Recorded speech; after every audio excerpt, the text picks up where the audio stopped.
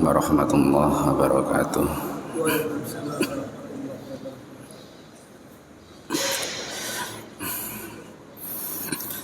Ila hadrati Nabi Mustafa Rasulillah sallallahu alaihi wasallam ila ahli wa dzurriyyatihi thumma ila muallifi hadzal kitab al-Fatihah.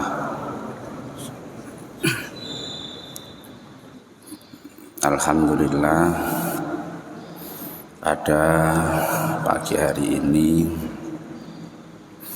kita bisa mengawali kegiatan rutin pengajian subuh atau subuh selama 1 bulan penuh yang nanti akan disampaikan secara bergiliran. Ini kegiatan masjid yang sangat baik bagi kita dalam rangka menyambut kedatangan bulan suci Ramadan.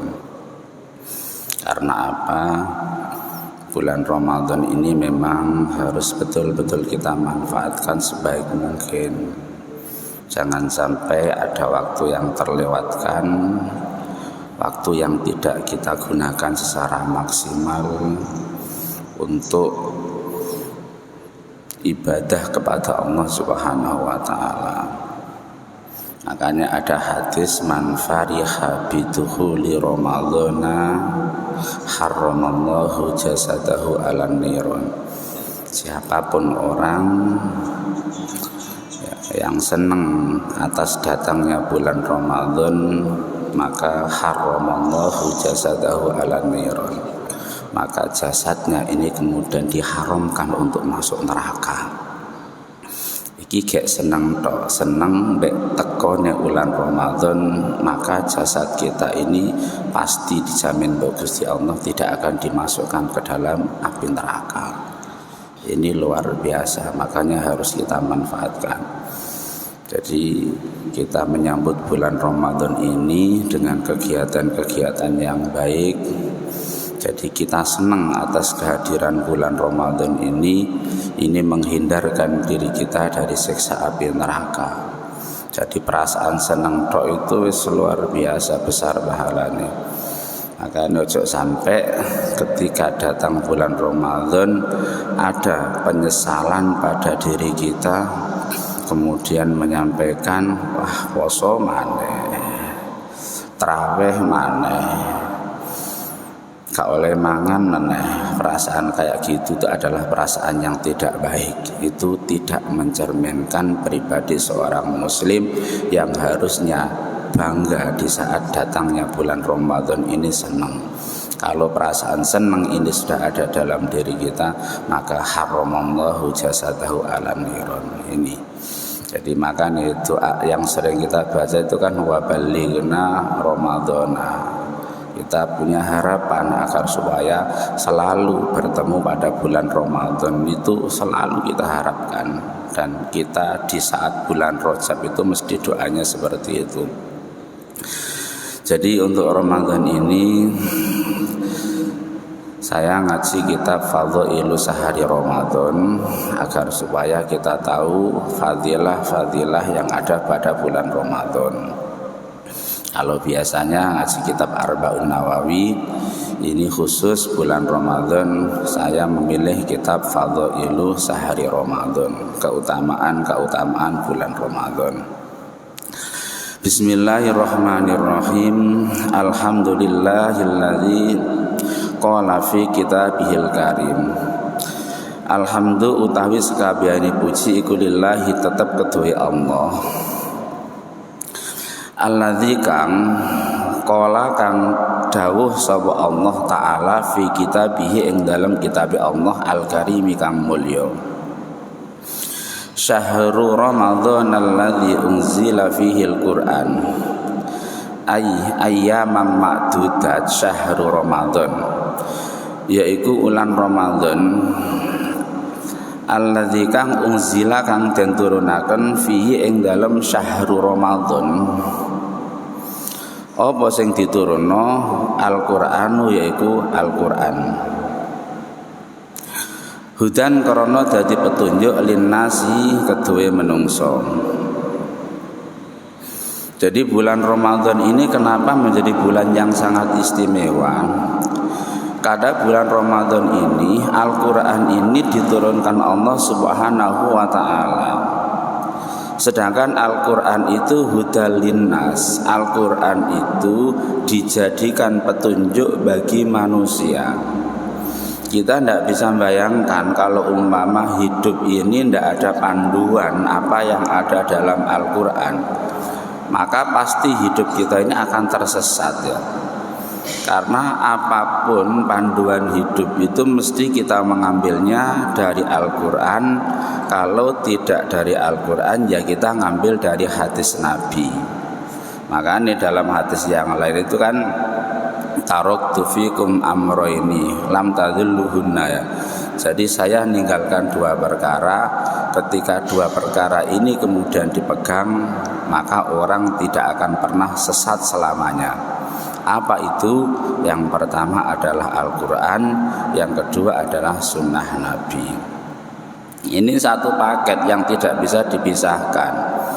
Jadi orang berpanduan kepada Al-Quran itu karena hukum-hukum itu semuanya ada dalam Al-Quran. Kita tahu di kokon sholat ya dasari Al-Quran, aqimus sholat. Kita diperintahkan untuk melaksanakan sholat. Tapi ketika diperintahkan sholat kayak gitu, ya kita tidak bisa praktek karena perintahnya cuma aqimus sholat. Maka butuh hadis Nabi yang menjelaskan praktek sholat itu seperti apa. Akhirnya Nabi menyampaikan, shollu kama ra'aitumuni usolli. Sholatlah sebagaimana saya praktek sholat. Akhirnya Nabi sholat diawali dengan takbir, diakhiri dengan salam. Inilah yang kemudian kita jadikan panduan ketika kita sholat, maka meniru apa yang dipraktekkan Rasul berdasarkan apa yang ada dalam ayat-ayat suci Al-Quran. Kita perintahkan untuk melaksanakan ibadah haji, wa'atimul hajja wal umrota lillah. Cuma sekedar perintah, tapi prakteknya seperti apa? Akhirnya Nabi jelaskan, oh tata cara haji itu seperti ini. Akhirnya Nabi menyampaikan, khudhu anni manasikakum.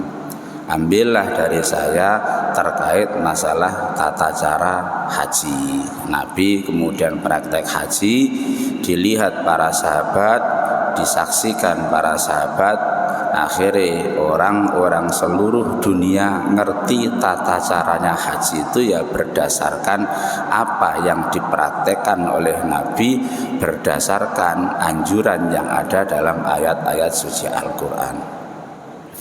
Ini Al-Quran luar biasa. Makanya pada bulan Ramadan ini kenapa menjadi sangat istimewa? Karena di dalamnya di situ diturunkan ayat-ayat suci Al-Quran yang menjadikan kitab suci bagi umat Islam. Al-Quran itu beda dengan kitab yang lain. Kalau Al-Quran ini mukjizat, kalau kitab yang lain itu tidak mukjizat. Mukjizatnya Nabi terdahulu itu tidak dalam kitab sucinya, meskipun Nabi Musa punya kitab Taurat. Tapi justru mukjizatnya Nabi Musa itu kan di saat dia memegang tongkat, dipukulkan ke laut, kemudian menjadi jalan, itu mukjizat. Tongkat dijatuhkan berubah menjadi ular, itu mukjizat ya. Tapi ini Nabi Muhammad mukjizatnya tidak dalam kekuatan fisik Nabi, meskipun Nabi itu ya luar biasa hebatnya. Diono wong koyok Kanjeng Nabi ya, nyekel pasir. Mari nyekel pasir dibacakan waja'alna mim baini aidihim sadda wa min khalfihim sadda fa aghshaynahum fahum la yubsirun. Mari ngono disebul tangane, mari disebul dilemparno di sekitar orang-orang yang mau membunuh Nabi itu kan, pimpinan-pimpinan suku yang ada di Mekah itu. Mari dibacakan waja'alna mim baini aidihim saddan dan seterusnya. Itu setelah dilempar, akhirnya ya para al-guju yang mau membunuh Nabi itu akhirnya dengan sendirinya kemudian tertidur ya. Itu sakti luar biasa Kanjeng Nabi kayak gitu ya. Ndi ono wong iso kayak gitu ya. Itu ya. Sangat sulit ya. Itu. Tetapi mukjizat Nabi tidak di situ. Mukjizat Nabi itu justru terletak pada Al-Qur'annya. Makanya kalau Al-Quran ini dianggap sebagai kitab suci yang hebat karena apa? Karena turun pada bulan Ramadan. Karenanya pada bulan Ramadan ini sebisa mungkin kita membiasakan diri untuk selalu aktif membaca Al-Quran. Jadi ibadah yang terbaik di samping poso, di samping traweh, maka yang terbaik itu adalah membaca ayat-ayat suci Al-Quran. Kenapa? Karena Al-Quran turun pada bulan Ramadan. Nah, karena turun pada bulan Ramadan, maka amal ibadah yang terbaik diantaranya adalah membaca ayat-ayat suci Al-Quran.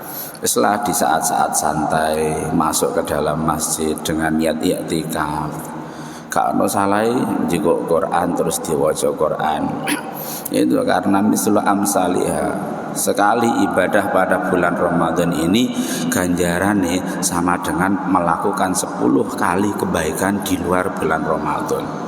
Belum nanti ketika sudah Lailatul Qadar, apalagi kelebihan-kelebihan yang luar biasa. Di saat di rumah lagi nyantai, daripada ya gak iso kerja gak apa, ya lebih baik dimanfaatkan baca Al-Quran ya. Ya itu, daripada kemudian memanfaatkan waktu yang di situ luang tidak ada gunanya, lebih baik dimanfaatkan untuk baca Al-Quran. Jadi nawwiru buyutakum bitilawatil Quran, sinarilah rumah-rumah kalian itu dengan bacaan ayat-ayat suci Al-Quran. Makanya omah gak kudu apik, omah biasa saja, tapi kalau penghuninya sering membaca Al-Quran, maka rumah itu terasa terang. Dilihat dari luar itu terasa terang bagi orang yang punya pandangan batin ya. Jadi wong sing atine resik ketika melihat rumah kok ternyata sering digunakan baca Al-Quran, itu kelihatan bersinar. Karena memang hadisnya seperti itu, nawwiru buyutakum bitilawatil Quran. Itu kayak gitu ya. Al-Quran luar biasa. Wa yunazzilu minal Qur'ani ma huwa shifa ya. Jadi Al-Quran itu diturunkan diantaranya juga sebagai obat ya. Obat itu artinya kita sering bingung masalah urip, jangan kemudian pelampiasannya dengan maksiat. Jika Quran wudu, jika Quran diwaca, mesti hati kita itu menjadi tenang, menjadi tentram.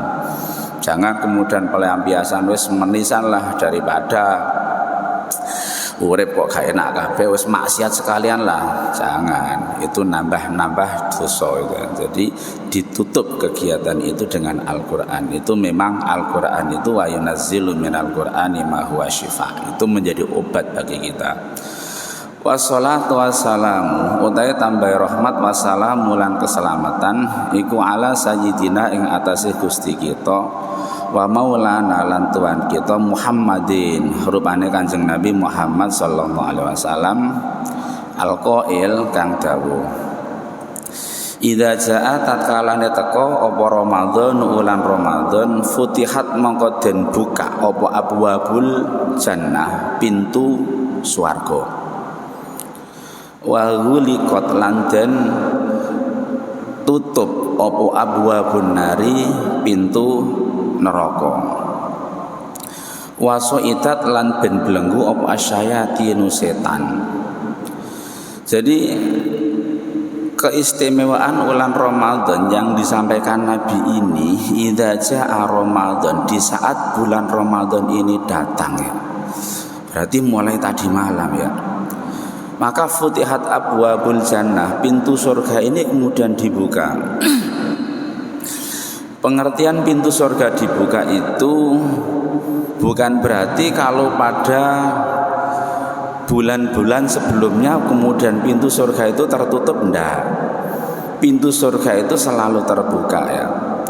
Tetapi hadis ini menjelaskan bahwa pada bulan Ramadan ini keinginan orang untuk melakukan perbuatan baik itu sangat-sangat besar sekali ya.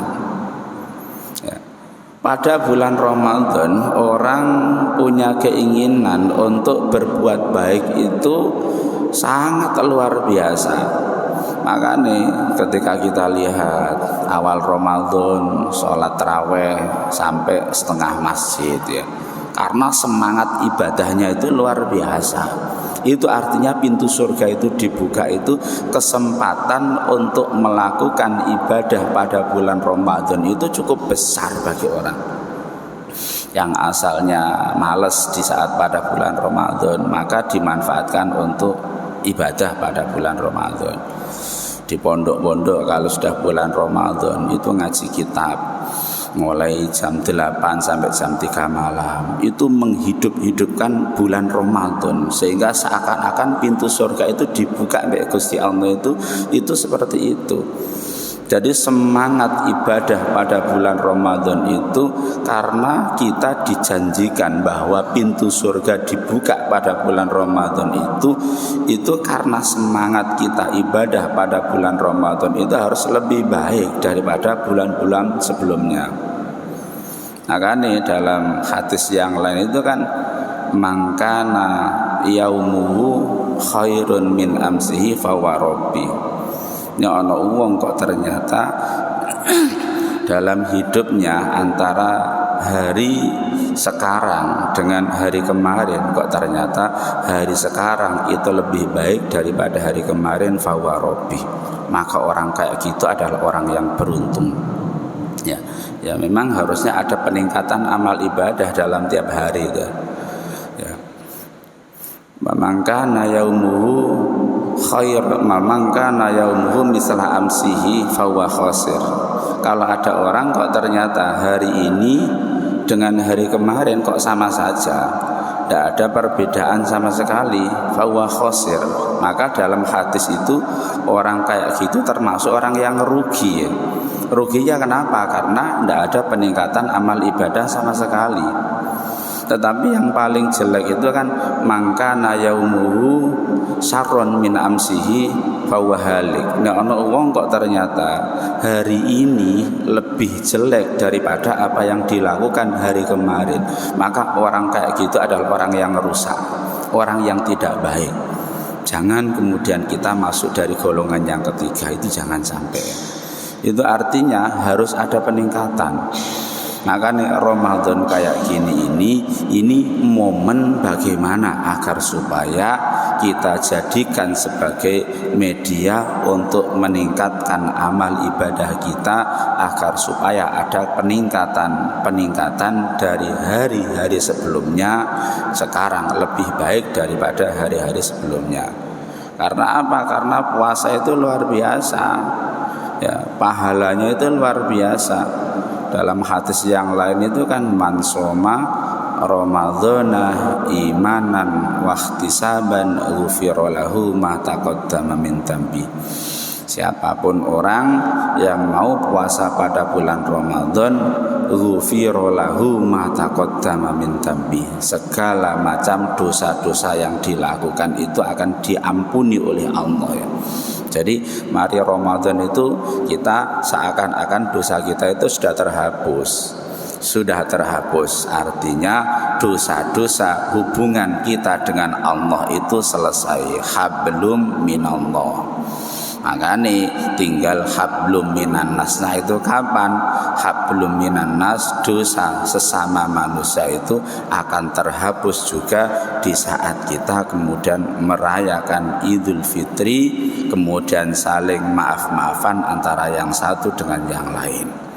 Sehingga harapannya mari poso, mari riyo, maka kita kembali dalam kondisi kesucian, sehingga kita mengawali hidup kita itu lebih baik daripada tahun-tahun sebelumnya. Harapannya seperti itu loh.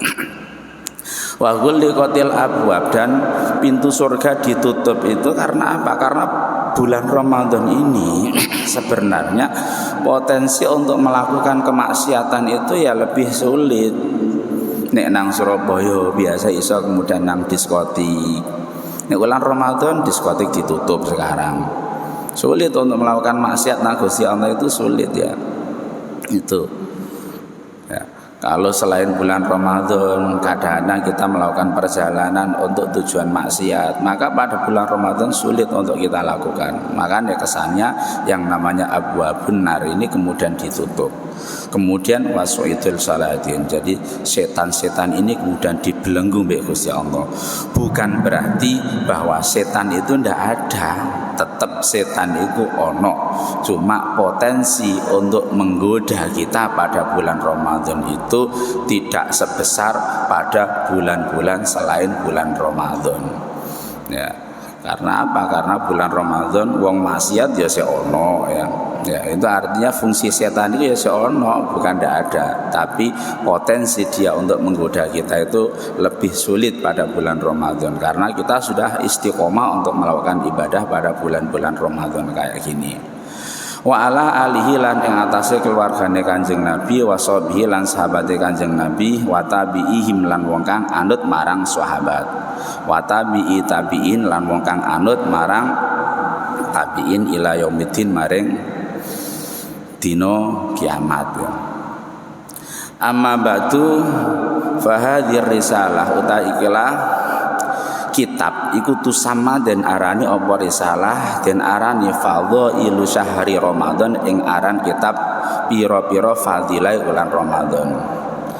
Fi bayani fadhaili syahri Ramadan ing dalem nerangaken pira-pira keutamaan bulan Ramadan minal Qur'ani saking Quran. Wa fi fadhaili syahri Ramadan lan ing dalem pira-pira keutamaane bulan Ramadan fil ahbari ing dalem pira-pira hadis wal asari lan pendapat sahabat al waridati kang tumeka fiha ing dalem fadhail wa mimma wa fi malan ing dalem barang yahtasu kang tertentu apa ma bihi kelawan Ramadan. Wa fi fadhaili lailatul qadar lan ing iku ing dalem pira-pira keutamaane Lailatul Qadar. Wa fil timasiha lan nyuprih Lailatul Qadar. Wa fi amaratiha lan ing dalem pira-pira tanda-tandane Lailatul Qadar. Wa shalatut tarawih lan salat tarawih. Wa sholatu tarawih utawi sholat tarawih iku sunnatun nabi kesunahane Kanjeng Nabi sallallahu alaihi wasallam. Jadi kitab ini adalah kitab Fadhailu Syahri Ramadan yang di dalamnya membahas fadilah bulan Ramadan berdasarkan ayat-ayat suci Al-Quran, berdasarkan hadis-hadis Nabi, berdasarkan perilaku yang dilakukan oleh sahabat-sahabat Nabi, menjelaskan terkait masalah fadilah Lailatul Qadar, menjelaskan terkait bagaimana caranya agar supaya kita bisa mendapatkan Lailatul Qadar. Juga menjelaskan tanda-tanda Lailatul Qadar itu seperti apa, menjelaskan masalah sholat tarawih yang merupakan kesunahan yang dilakukan oleh Kanjeng Nabi Sallallahu Alaihi Wasallam. Ini terkait masalah isi dari kitab ini. Nanti hal-hal yang dibahas itu adalah seperti itu. Yang pertama, fadhailu syahri Ramadan min tariqil Quran. Fadilah ulang Ramadan min tariqil Quran saking dasar-dasar Al-Quran. Qala Syekh Abdul Qadir bin Abi Shalih Al-Jilani qala ngendika sapa Allah Azza wa Jalla, ya ayyuhalladzina amanu kutiba alaikumus syamu kama kutiba alal ladzina min qablikum la'allakum tattaqun. Ya ayyuhalladzina amanu hi eling-eling wong akeh amanu kang padha iman sapa alladzina kutiba den wajibaken alaikum ing atase sira kabeh apa alsiyamu poso kama kutiba kaya oleh den wajibaken apa siyam alal ladzina ing atase wong akeh min qablikum saking sadurunge sira kabeh la'allakum menawa sira kabeh iku tattaquna padha takwa sapa sira kabeh. Ayat ini kalau kita pahami tujuan akhir dari melaksanakan puasa itu adalah la'allakum tattaqun, agar supaya kita menjadi pribadi-pribadi orang yang bertakwa. Apa takwa itu? Takwa itu adalah imtisalul awamir wajtinabun nawahi, melaksanakan apa yang diperintahkan oleh Allah dan menjauhi apa yang dilarang oleh Allah. Ini tujuan puasa. Jadi karepe mari poso itu kita tingkat ketakwaannya itu meningkat. Ini tujuan dari puasa. Makanya yang namanya takwa, imtisalul awamir, itu menjalankan perintah-perintah Allah itu karena pada bulan Ramadan itu paling enak. Di saat kita disuruh aktif melaksanakan sholat, kita semangat untuk melaksanakan jamaah sholat soalnya bulan Ramadan. Kita kemudian dilatih berpuasa, itu juga pada bulan Ramadan. Ya, kita kemudian harus mengeluarkan sebagian harta yang kita miliki untuk dizakatkan, itu juga pada bulan Ramadan. Makanya harusnya orang yang berpuasa itu mesti hasil akhirnya itu menjadi orang yang muttaqin, orang yang betul-betul takwa kepada Allah, orang yang betul-betul menjalankan perintah Allah, orang yang betul-betul menjauhi apa yang dilarang oleh Allah. Apa yang dilarang oleh Allah kalau bulan Ramadan kan sudah dilatih bagi kita kan. Puasa itu kan al-imsak, menahan diri agar supaya tidak membatalkan puasa. Kalau sekedar menahan diri tidak makan mulai maghrib sampai subuh kayak gini ini, itu masih banyak yang bisa. Tetapi menahan diri yang ada hubungannya dengan nafsu syahwat kita itu yang berat. Syahwat mulut kita untuk tidak membicarakan kejelekan orang lain, syahwat mulut kita untuk menjaga diri agar supaya gak ngerasin wong liya, syahwat telinga kita agar supaya tidak mendengarkan hal-hal yang tidak baik, itu yang sulit untuk kita jaga. Kalau dalam pengertian puasa secara harfiah akeh sing iso cuma sekedar menahan makan mulai berbuka sampai waktu sahur saja itu. Ya. Itu. Jadi mulai sahur sampai waktu berbuka saja. Yang berat itu adalah menahan nafsu kita, ini yang sulit ya. Makanya perlu latihan yang luar biasa bagaimana agar supaya pada bulan Ramadan ini kita betul-betul menjaga lisan kita, hafidil lisan, menjaga lisan kita.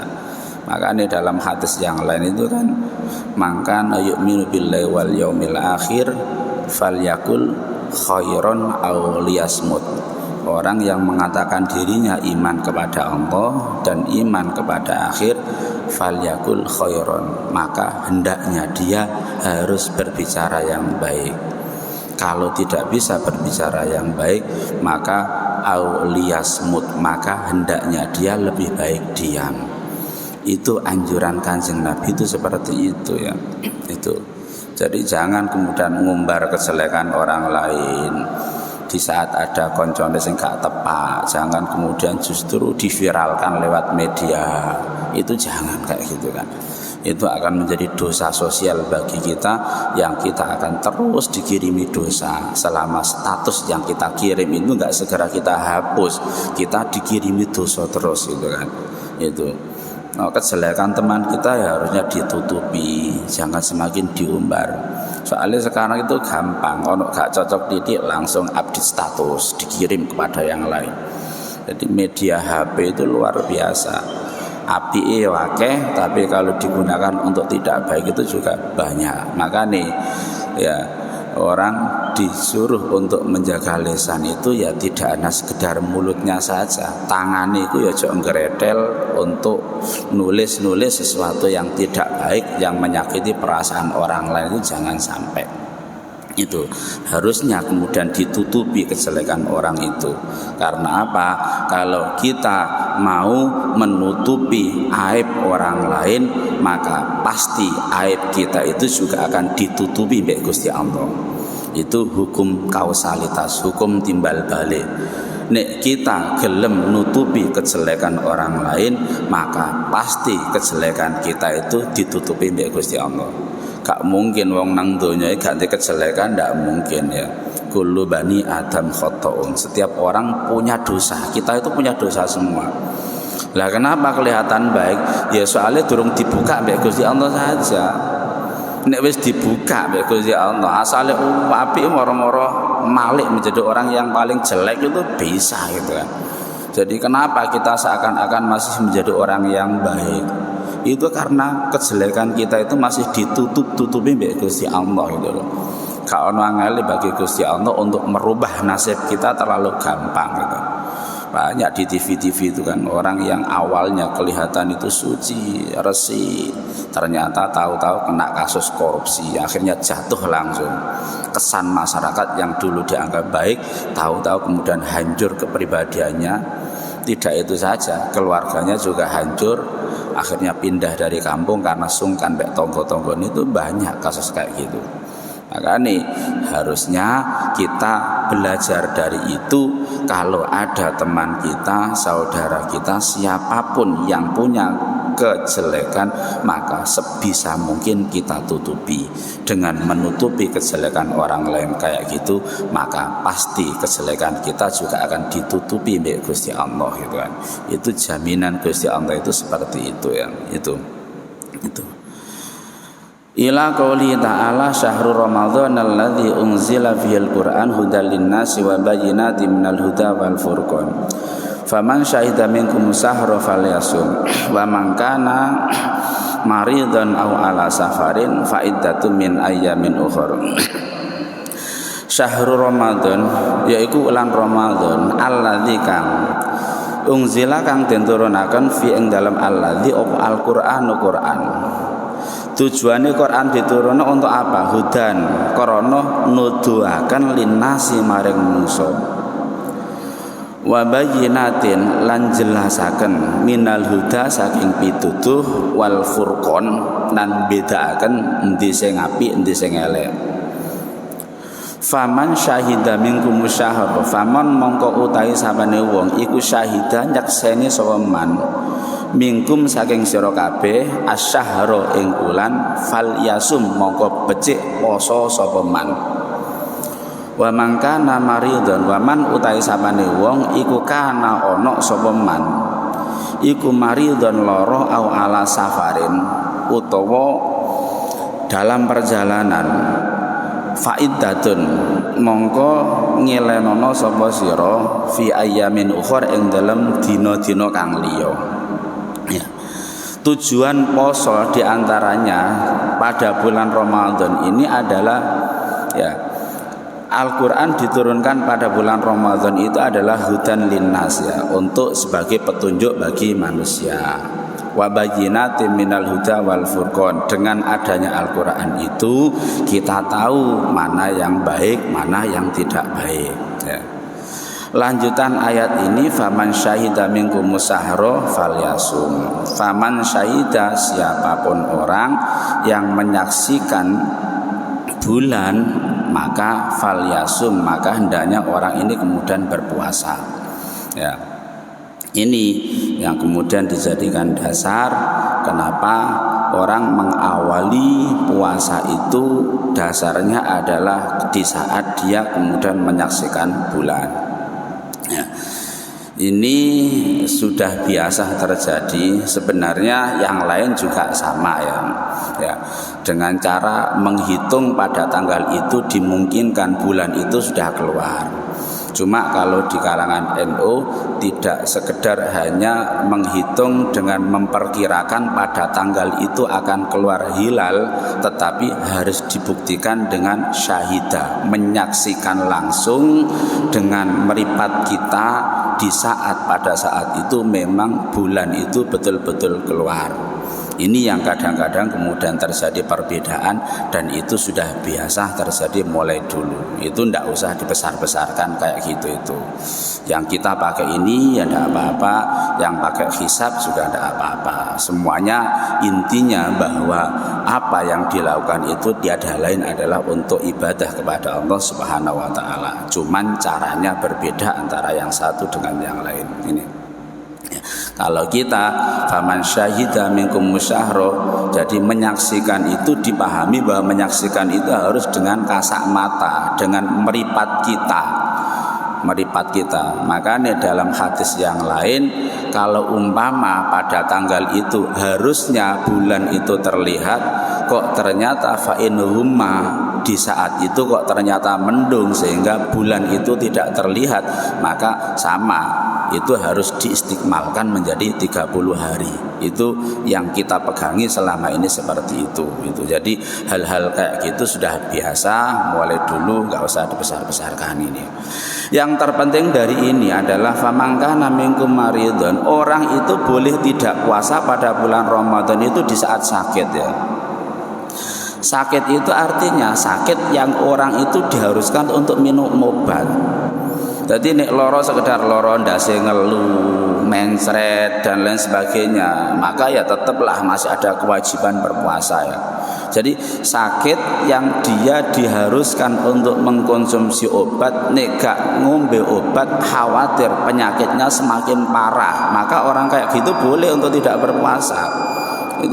Itu boleh untuk berpuasa. Yang kedua adalah au ala safarin, orang yang ada dalam perjalanan ya. Ya kalau melihat kebolehan orang dalam perjalanan untuk tidak berpuasa kayak gini ini, kemudian standarnya adalah masafatul qasri, orang boleh ngosor sholat, berarti nek lungo jarak sekitar 83 kilo, maka sebenarnya orang kayak gitu tuh sudah boleh untuk tidak berpuasa gitu. Ya. Itu kalau lihat jarak. Tapi kita harus melihatnya, Nabi dulu membuat aturan jarak 83 kilo itu harus melihat Nabi dulu situasinya. Perjalanan itu dilakukan dengan perjalanan naik onta ya. Jadi yang menjadi pertimbangan itu adalah masyakoh, sorone perjalanan, sehingga Nabi ngolai pada saat itu untuk tidak berpuasa itu karena masyafatul qasri ya, karena masyakoh ya, masyakoh rekoso ya. Yang bisa bayangkan loh, ini sampai Surabaya terus naik onto, apa enggak benar-benar lesu ya, apa enggak benar-benar ngelak gitu kan. Sehingga wajar saat itu dijadikan dasar bahwa masafatul qasri, orang kemudian boleh tidak berpuasa itu jaraknya sekitar 83 kilo menurut madhab Syafi'i itu, karena dianggap sudah jauh itu dalam kehidupan Nabi dulu. Lah sekarang ya ndak lah, wong kene Surabaya itu sekarang naik mobil itu cuma 1,5 jam ya, gak ono ngelake sama sekali ya.